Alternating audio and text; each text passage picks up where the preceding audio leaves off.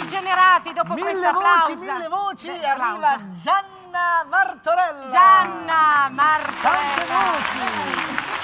Che ci porta sempre più allegria, ma tu ti stai divertendo qua, Sì, voci. tantissimo, mi diverto, mi piace, e poi ci sono dei cantanti veramente bravi, mi sto veramente appassionando, guarda. Bene. E infatti ho portato anche le mie amiche, Sì. ci sono dei personaggi che sono proprio dietro di Ah, me. ecco. Sì, bene. Sì, adesso vi diranno anche loro cosa pensano. Sì. Bene, Va bene. prego. Allora noi andiamo, Va bene. le chiamiamo, insomma. Sì, infatti, Rosa, vuoi venire? Buonasera a tutti, volevo dire solo una cosa, ecco, io sono contenta di essere qui, mi avvicino.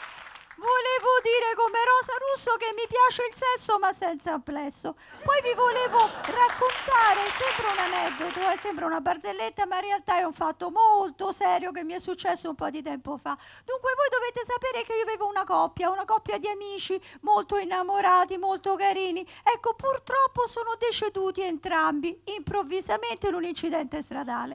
Allora che cosa è successo? Che io il mese scorso sono andata a far loro una visita al cimitero. E che cosa vedo? Ve la faccio breve. Vedo che sulla tomba di lei lui aveva fatto scrivere: qui giace mia moglie, come sempre fredda. Allora ho detto, fammi vedere che cosa ha scritto lei sulla tomba di lui. E c'era scritto, signori, e questo è vero, effettivamente è una cosa verissima, sembra una barzelletta, ma è vero, c'era scritto: qui giace mio marito, finalmente rigido. Ecco, io a quel punto ho avuto un colpo, perdonatemi, ma un colpo vero. Comunque vi voglio lasciare perché qui c'è un'altra persona che preme per passare, per dire la sua, ed è una giornalista molto simpatica, affascinante, ecco, una che ha fatto anche l'Isola dei Famosi. Rosanna, vuoi dire qualcosa? Buonasera, sono Rosanna Cancellieri. Io volevo dire che rivoglio... Grazie. Io rivoglio le mie pinne rosa. Ecco, io sono stata all'Isola dei Famosi e ho conosciuto Kabir Bedi. Kabir Bedi è un uomo fantastico, carino, gentile, eccezionale. Vero Stefania? L'hai conosciuto anche te? Ecco, innamorata, ma lui non mi si infilava di pezza. E allora ecco, io l'ho lasciato. Comunque io rivoglio le mie pinne rosa perché forse me le avrà prese quella squinternata di Anna Laura Ribas, si chiama così, vero? O Antonella Elia. E comunque adesso vi lascio un grosso bacio, un grosso abbraccio da Rosanna Cancellieri e una parola da Loredana Bertè, che è venuta a raccontarci due cosette che le sono successe.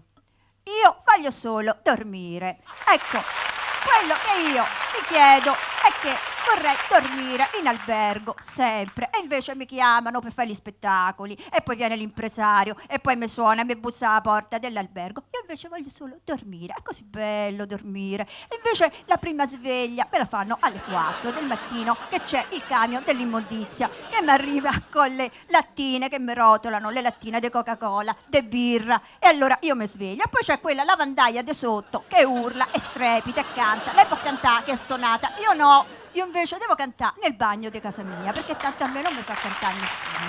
E allora è bello dormire. Signori, cantare, e può cantare forse Mina. Lei sì che può cantare, io no, chissà com'è. Fai con la base. Se c'è.